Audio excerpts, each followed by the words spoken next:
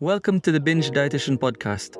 I'm your host, Jonathan Sumner, registered dietitian, focusing on helping men and women end binge eating, end food guilt, and finally say yes to life. This podcast is for educational and informational purposes only.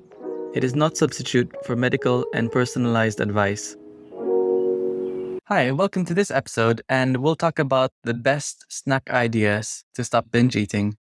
So, as we know, to stop binge eating, one of the key things you have to do is to establish a regular eating pattern by eating 3 meals and snacks in between in a day consistently. So that looks like breakfast, mid-morning snack, lunch, mid-afternoon snack, and your evening meal. By having regular meals and snacks throughout the day, you're keeping yourself satisfied and full, as intense hunger is one of the key triggers of binge eating. It may sound a bit obvious, but what is your first instinct after having a binge episode? Maybe the next day, you might have an intense urge to skip meals, maybe eat very little in an attempt to make up for that binge. Later on, hunger will creep up, but you keep pushing it back because you didn't make up for your binge yet.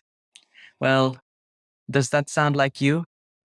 Maybe you're already aware of this and you want to find out the best snack ideas which are filling and satisfying to help you stop binge eating.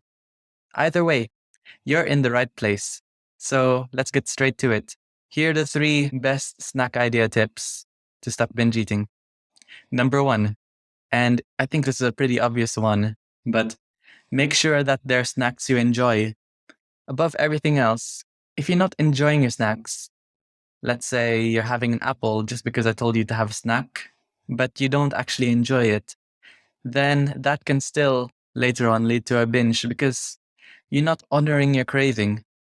The key point of having snacks in between meals is to, number 1, make sure you're full, and number 2 is to make sure that you're satisfied. So you're having that psychological craving, you're meeting that psychological craving by eating the foods you love or enjoy. Evidence confirms that we only binge on the foods we restrict. So if you normally avoid brownies, then you're going to have an intense psychological craving for it. But exposing yourself to having these foods every now and then as a snack or a dessert will turn these forbidden foods into a neutral food. Exposing yourself to the foods that you normally restrict on is called food habituation. We only binge eat because we're depriving ourselves of something. You'd be surprised by how our body is still, in a way, primal. Oftentimes, binge eating is just a protective signal from your body telling you that it might think there's a famine, no food is available. But if you're eating the foods you enjoy regularly and having regular meals and snacks, then this will help your body feel safe and to know that food is available, and tell your body it's okay to turn down these signals and not to worry about binge eating, to hoard as much food as possible. Because food is always here and it's available. And it's such a privilege to remember that food is always available. Number 2, if you're already having snacks you enjoy, try to go for a snack that contains fiber, fats, protein, and carbs. Ensuring that you're having a snack that contains all of these macronutrients, which is protein, fats, and carbs, plus fiber, can ensure that we're going to stay full and satisfied. A snack example could be peanut butter, apple slices, and a cracker. Peanut butter contains fats and protein. Apple slices with a skin on contains fiber and carbs, and a cracker containing carbs as well. So, fat and protein has consistently been shown by research to be one of the most filling macronutrients, as well as fiber. Including carbohydrates help prevent further restriction and just give you energy throughout the day. This also helps with taste and also gives you that sensation of having a complete meal or a snack.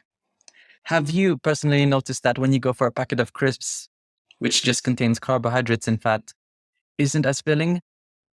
Maybe that's why it's easy to eat or binge eat on lots of them and not feel full as quickly.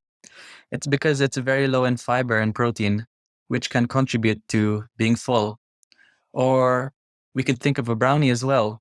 It's just fats and carbohydrates mostly.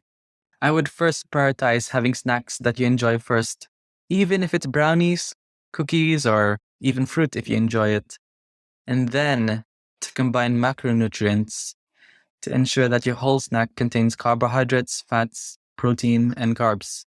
If you enjoy brownies, but want to have a greater sense of fullness, you may have a brownie mixed in with Greek yogurt, which is a great protein source. I'll list down in the link in the description of this podcast some snack ideas that incorporate fiber, fats, protein, and carbohydrates. So take a look over there for some ideas. Number 3. This isn't actually a snack idea tip, but number 3 is to not limit yourself to snacks. Make sure your main meals, breakfast, lunch, and dinner, as well, are enjoyable first, and then make sure that they're balanced by containing a fiber source and the macronutrients, protein source, fat source, and a carb source. So instead of having a salad with chicken, just salad leaves and chicken, you can incorporate a fat source to have some salad leaves with chicken, plus a Caesar dressing to make it more delicious. Or maybe sprinkle some seeds on it. Another meal idea would be, instead of having just normal chicken and rice, it's missing a fat source. So you can maybe add some buttered vegetables to your meal by cooking your vegetables in butter. It'll give more of a sense of satisfaction and fullness. Another idea would be, instead of having noodles only, to add some beef to your noodles and some spinach. But make sure, again, that your meals are enjoyable first, which is your first priority. So if you enjoy plain noodles and you're craving for it, then go for it. But later on, try to make sure that your meals are balanced. Ensuring that you have meals and snacks that are enjoyable and filling is extremely productive against binge eating.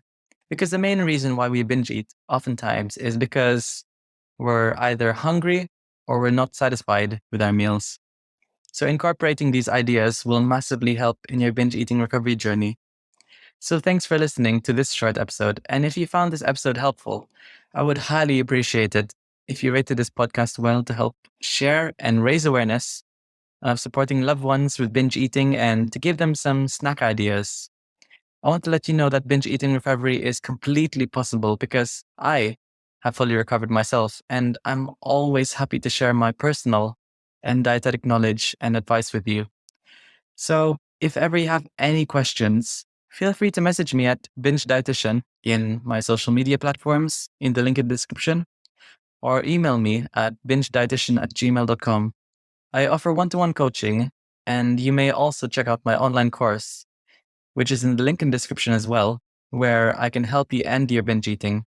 So once again, thank you so much, and I'll see you next time. Bye! If you found this podcast helpful, you would definitely benefit from my binge eating freedom course in my website, bingedietitian.com. Learn more about the triggers to why you're binge eating and how to stop binge eating for good. No more food guilt, no more jumping from diet to diet, and no more shame.